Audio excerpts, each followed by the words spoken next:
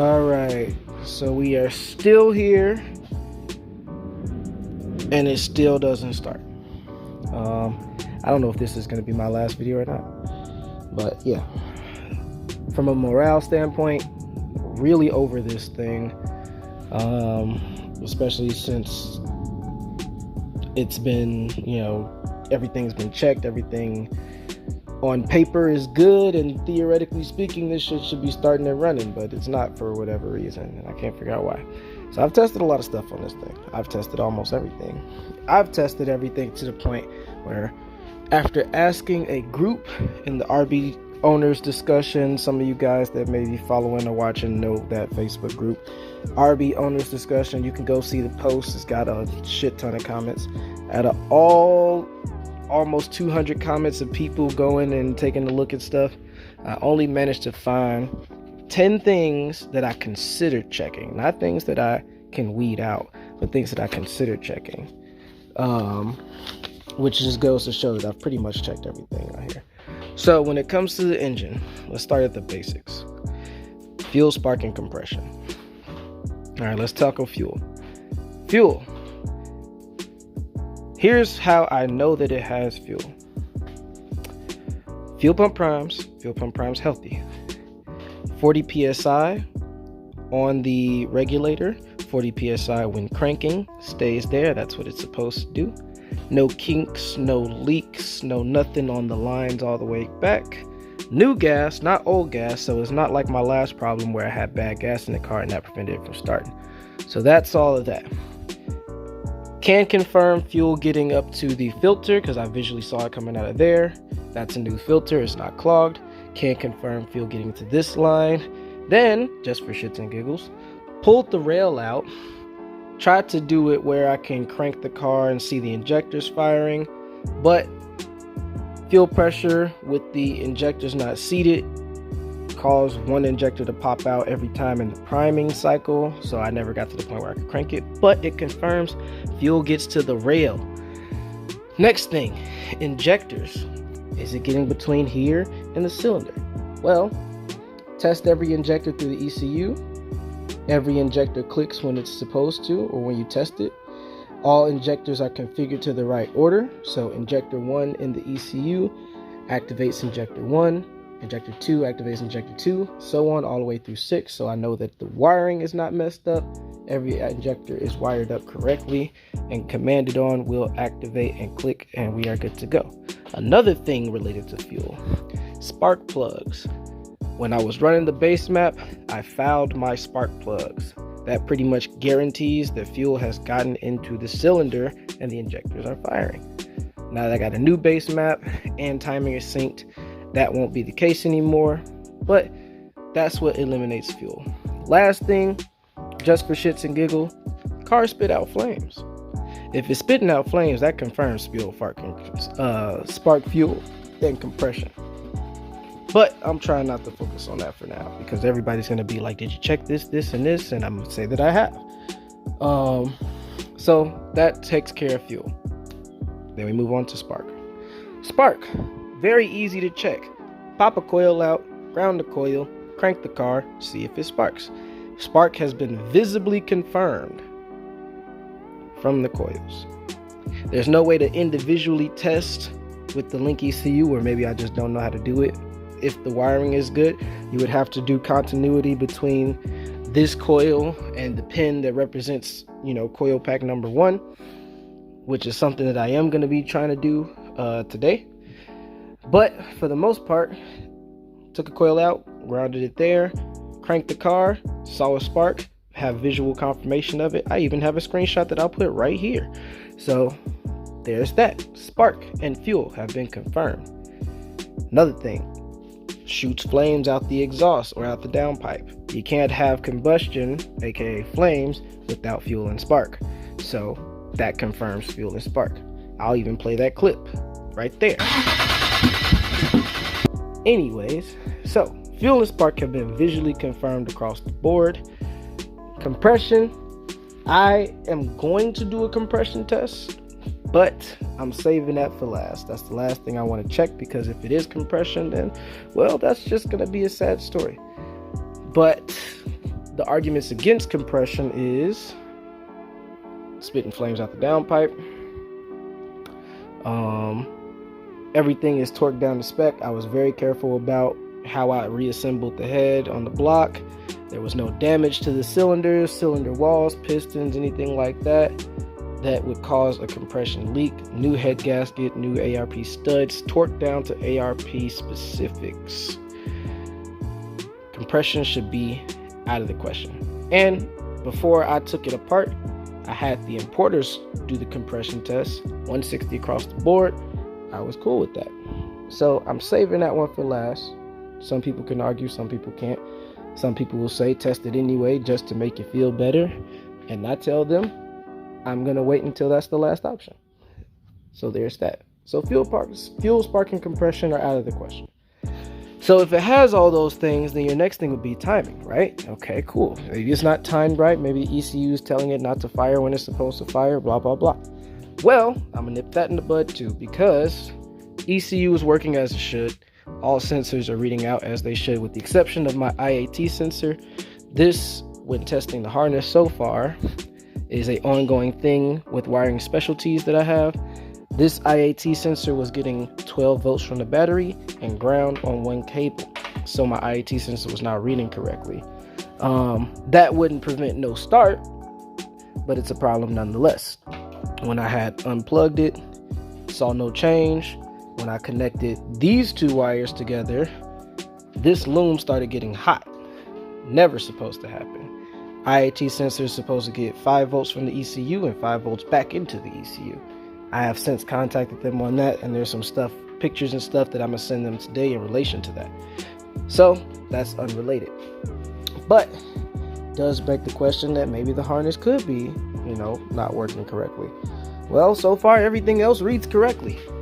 And then the number one thing that everybody with the RB is going to swear up and down about, this sensor. I'm going to knock this out right now. This is a known good sensor. It tests good. It checks out. The wiring on it checks out. I checked the half moon. The half moon is still there. And on top of that, it reads perfectly fine on the ECU, just like it's supposed to. Everything related to this sensor is good and tested. It is not my cam angle sensor. That may be the case for a lot of builds. It is not the case for this one. So I'm going to nip that in the bud right there. Yes, I checked the wiring harness. Yes, I checked the connector. Yes, I checked the output. Yes, I checked the half moon. Yes, I made sure that it was properly spaced in and out of the cover. I have checked all of that. Yes, I spun it so I can hear if the injectors were clicking in regards to the cam angle sensor signal. And yes, I had a professional, because I doubted myself, I was like, maybe I'm doing it wrong. Had a professional confirm that it was working the way it's supposed to as well by remote logging into my ECU and watching me crank it. It is not the cam angle sensor. That's it, that's all. All right, cool. Now that's out the way. Timing is the last thing on the list, right? Okay. Timing has been fixed at 10 degrees before top dead center. It is electronically is locked to mechanically. Mechanical timing is on point with all of the timing marks on the cam gears and the bottom cam gear. And this also lines up as well when I put the HKS belt on. Set it up with the ECU. I will say it did take me a long time to figure out how to set that timing. That's why this timing light is still hooked up here. I'll show you the picture right now of the timing mark showing that it is currently at 10 degrees before top dead center.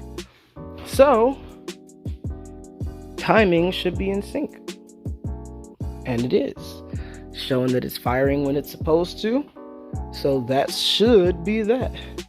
So the next thing is, if you got fuel, spark, compression, and timing is all showing that it's good, well, really this thing should be starting unless there's some type of anti-theft device or something like that going on. Or, maybe you got a clutch safety switch that's not fully letting it do disabling spark or something. All right, well, cool. I checked that as well.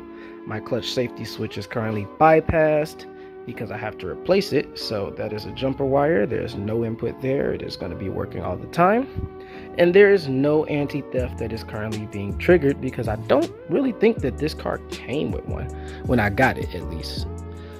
And remember, I got this as a roller, so a lot of stuff has been ripped out. But as far as anti-theft, nothing's been triggered. The ignition lock cylinder has been replaced. It is new. The key that goes to it matches it, and that's pretty much that. Nothing like that is being triggered. So nothing's being disabled.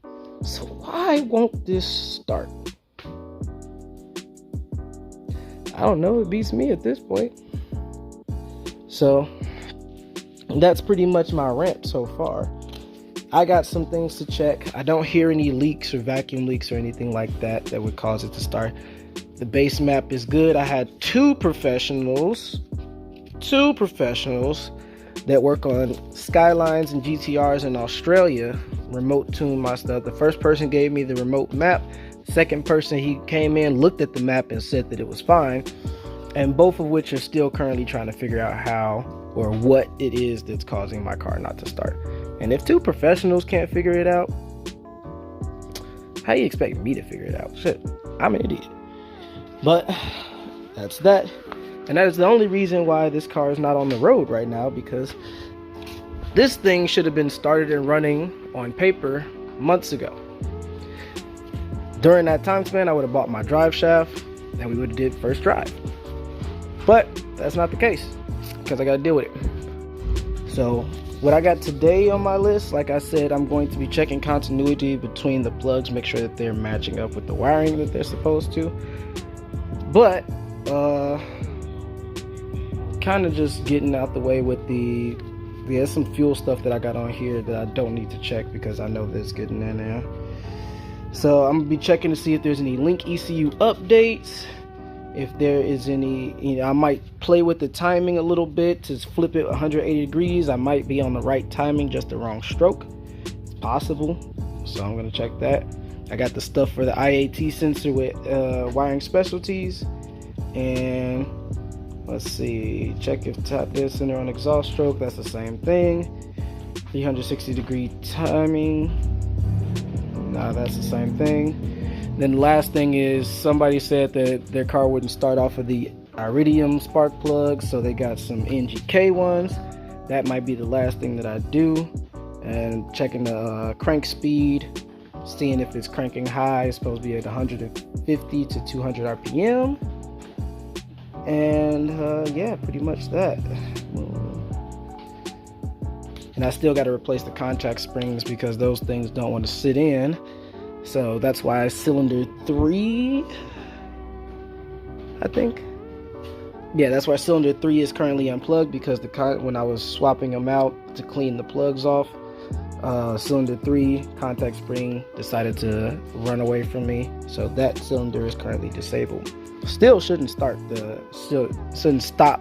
it from starting, but nonetheless, that's the problem that I have. So that's where we're at with it, and that's what we're gonna get started on today.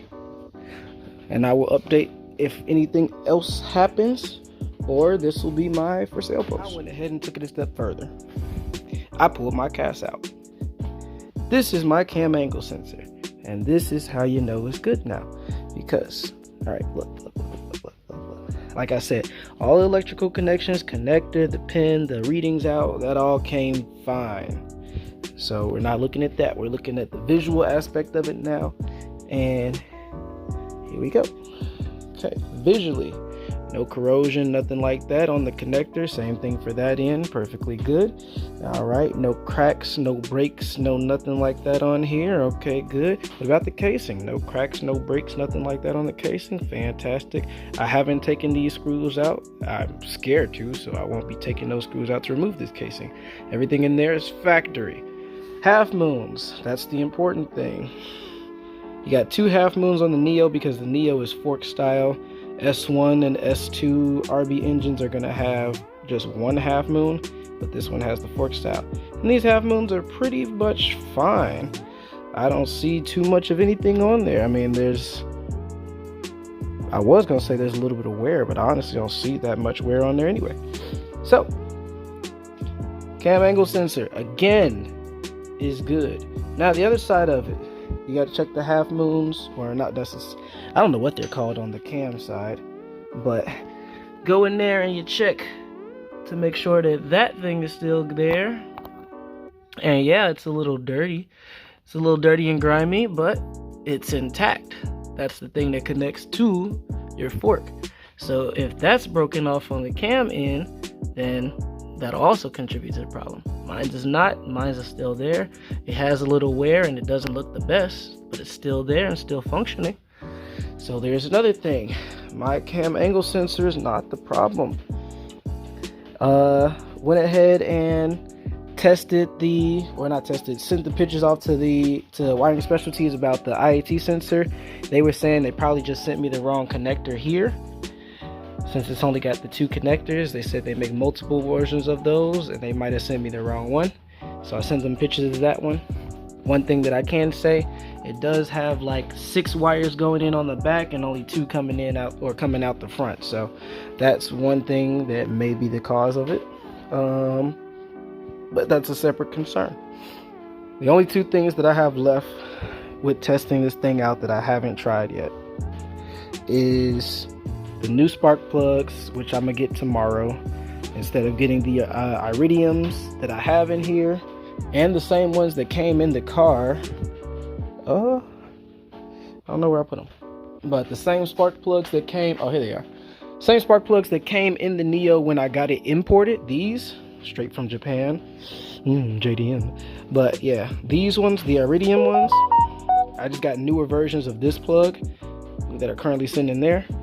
And somebody told me that they had these in there and they couldn't get the car started, and they switched it out for some NGKs. And well, you know, NGK, but a different ones, copper plugs. They switched it out for those and it started right up. So that's on the list for tomorrow. The other thing is I didn't bring my laptop. So the other thing was to switch timing by 180 degrees, which basically put it in the same timing, but just a different stroke. I forgot my laptop, so I'm not able to do that today, but I will bring it tomorrow so I could do that. And if those 2 things don't get it started, so far I've literally tried everything. Literally tried everything. If I see somebody comment something that I haven't tried, I will acknowledge that, and I will take back my words and say that I haven't tried everything. But I've literally tried everything, with the exception of a compression test, because I'm saving that for last. So if the spark plugs and the timing thing doesn't get it started, then I will rent a compression tester and check it. But the way that my luck has been going, it'll still read 160 across the board, and it'll just leave me more stumped because this thing should be running, but it's not. Woo! Shit!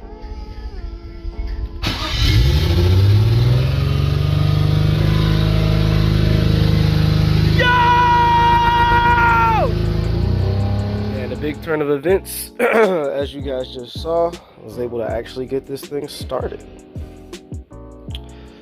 which is very amazing because I really was about to give up on this thing. So yeah, definitely am gonna be keeping it now, going forward and stuff like that. Now I'm in the button-up phase, you know, tidying things up. So got it started. It's not running now, and the idle hasn't been sorted out because I have a big air leak, a big vacuum leak somewhere between the back of the throttle and the cylinders. So I got to check that stuff out, because since that throttle leak, or since that vacuum leak is there, it's causing, you know, at idle it just surges up to max RPM, cuts out, surges back up, and it cuts out. And I think that's just the ECU, this dropping the RPM when it surges like that. So yeah, that's what I'm looking at now, figuring that thing out. I gotta redo the contact springs so I could put cylinder 3 back up, and I have a coolant leak that I already knew about. If you guys seen my coolant bypass video, everything with that is good, with the exception of the copper fitting that I made. So I got a actual fitting. This is plastic, but it does work and it will withstand up to that temperature because this is made for coolant hoses. So I'm gonna be taking the copper fitting out. That's what's causing the coolant leak. Popping this one in, and that solves that. Didn't see any other leaks coming out of it. No fuel leaks. If I do have an oil leak, it's the fittings on the oil filter relocation. I just don't think that they're fully tight enough, but that's just, you know, one other thing. So yep, coolant leak, cylinder 3, sort out idle, and then, or coolant leak, cylinder 3, sort out the vacuum leak that I got somewhere over here, and then we could be good to go from that. And yeah, but this video is already pretty long for my liking, so I'm gonna do majority of this stuff off camera. After I get that sorted with the idle and all that stuff, then it'll be doing the clutch line, buying a drive shaft, and taking it for first drive. In the meantime, in between time, all the little side projects start now, such as cleaning up all this wiring that I left out here just like this, because I wanted to make sure that everything worked first before I started tucking wires and stuff. And then, you know, in the process of doing the clutch line, I'll have to do the clutch sensor because that's why this is bypassed. And there's another wire that I got to wire to a switch, so I got some work to do, but all in all, we'll get there. And for those that don't believe the last clip for whatever reason, I'll close the video out by starting it up, and then you guys can see what I was talking about. This will actually be a real test because this is the first time it'll start under its own battery power. Last time, or the Snapchat that I would showed, or it would have just showed, it did start, you know, by itself kind of, but it was hooked up to the Lexus, just to be 100% sure. So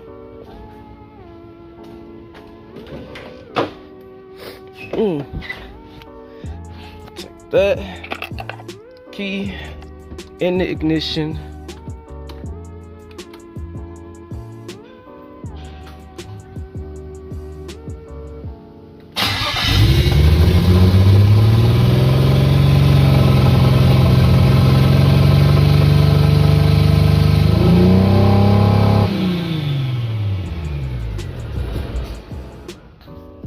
and there you go. So like, comment, subscribe, follow the build. I'm gonna get back to uploading regularly now, and we're gonna get this thing going. As you can see, I got a lot of work to do.